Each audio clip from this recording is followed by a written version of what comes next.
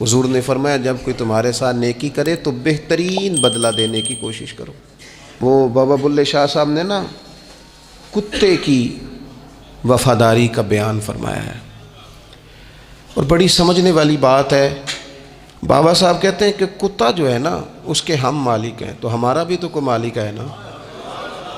فرماتے ہیں ایک روٹی کتے کو ڈالتے ہیں، دوسری مانگے تو کئی دفعہ لوگ جوتا بھی مار دیتے ہیں، لیکن خود مالک جو ہے کتے کا وہ پنکھے کے نیچے اے سی کے نیچے سویا ہے، اور کتا جا کے صبح کسی درخت کے نیچے سوتا ہے، اور ساری رات مالک سویا ہوا ہے، یہ پہرے داری کر رہا ہے، اور کسی کو بھی اس کے گھر میں آنے نہیں دے رہا۔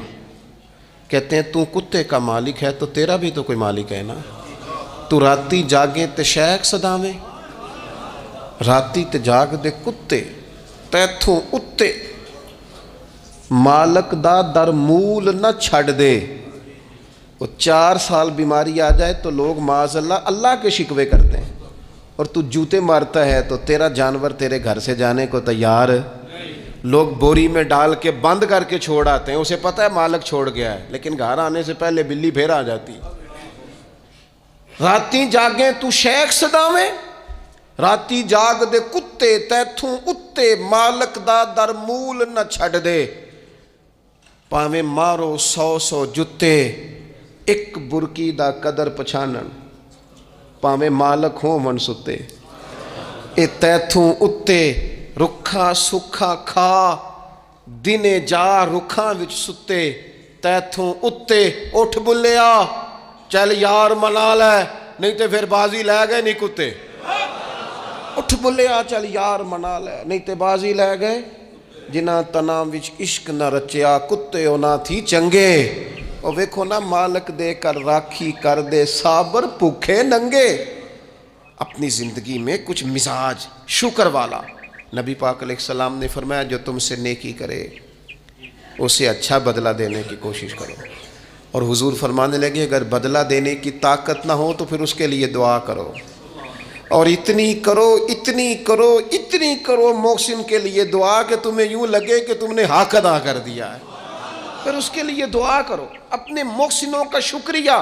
اور یارو میرے نبی پر کوئی احسان نہیں کر سکتا، لیکن میرے رسول پاک صلی اللہ علیہ وسلم سے جس نے تھوڑی سی بھی محبت کی نا، مدینے والے لینے گئے میرے نبی پاک کو ہجرت سے پہلے، تو حضور کے چچا حضرت عباس رضی اللہ تعالیٰ عنہ حالانکہ ابھی کلمہ نہیں پڑھتے تھے، وہ کہنے لگے او مدینے سے لینے آنے والوں، نبی پاک یہاں بڑے معزز ہیں، ان کا بڑا اعزاز ہے، اگر تم محبوب کی حفاظت کر سکتے ہو تو پھر لے کے جانا۔ تو اہل مدینہ نے کہا کہ آپ ایک دفعہ بھیجیں تو صحیح، ہم تو اپنے اہل خانہ سے بڑھ کر حفاظت کریں گے۔ یہ باتیں ہو رہی ہیں۔ ایک انصاری تھے حضرت ابو الحیثم، اٹھ کے نا حضور کے قریب گئے، کہنے لگے یا رسول اللہ ایک بات کر لوں؟ حضور نے فرمایا کر لو۔ عرض کی حضور ہمارے جن سے بھی تعلقات ہیں ہم سب سے بگاڑ لیں گے، حضور ہم صرف اور صرف آپ کی غلامی کریں گے، لیکن ایک ہلکا سا ڈر ہے، اگر اجازت ہو تو عرض کر لوں؟ حضور نے فرمایا کرو۔ عرض کرنے لگے یا رسول اللہ کل کو اگر آپ کو غلبہ ملے اور اللہ کے فضل سے ملے گا تو پھر ایسا نہ ہو کہ آپ اپنی قوم کی طرف لوٹ آئیں تو پھر ہم سے یہ فراق یہ بچھوڑا سا نہیں جائے گا، حضور پھر آپ واپس تو نہیں آئیں گے۔ تو حضور نے ان کی بات سنی تو حضور مسکرا پڑے، فرمایا مدینے والوں سنو، کبھی نہ بھولنا میں تم میں سے ہوں اور تم مجھ میں سے ہو، چھوڑ کے کیوں؟ ہمارے ایک بزرگ سے کسی نے کہا تھا او تم لوگ مدینے زیادہ رہتے ہو، حالانکہ نبی پاک نے تو مکے میں زیادہ وقت گزارا ہے، 63 سالہ عمر مبارک میں سے 53 سال مکے میں گزارے، مدینہ طیبہ میں تو صرف 10 سال گزارے اور تم ہر وقت مدینہ کرتے ہو۔ وہ کہنے لگے جا کے اپنا کیلکولیٹر ٹھیک کر، تیرا یہ فلسفہ بھی ٹھیک نہیں، نبی پاک نے مکے میں 53 سال گزارے ہیں اور مدینے میں قیامت تک کے لیے ڈیرا لگایا ہے، جا کے کیلکولیشن ٹھیک کر۔ حضور نے فرمایا رہنا بھی یہاں ہے، دفن بھی یہاں ہونا ہے، قیامت میں اٹھوں گا تو میری قبر بھی مدینے سے کھلے گی۔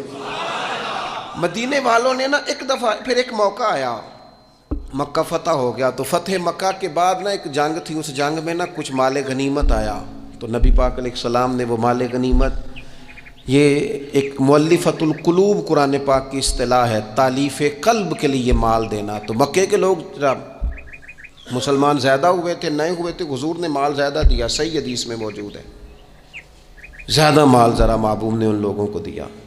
تو ایک دو نوجوان انصار مدینہ میں سے کہنے لگے ابھی تو ہماری تلواروں سے اہل قریش کا خون ٹپک رہا ہے اور مال انہیں زیادہ مل گیا۔ حضور نے ایک خیمے میں اہل مدینہ کو جمع فرمایا، فرمایا تم نے یہ بات کی ہے؟ سچ بولنے والے لوگ تھے، عرض کی حضور ایک دو جوانوں کے منہ سے نکلی ہے۔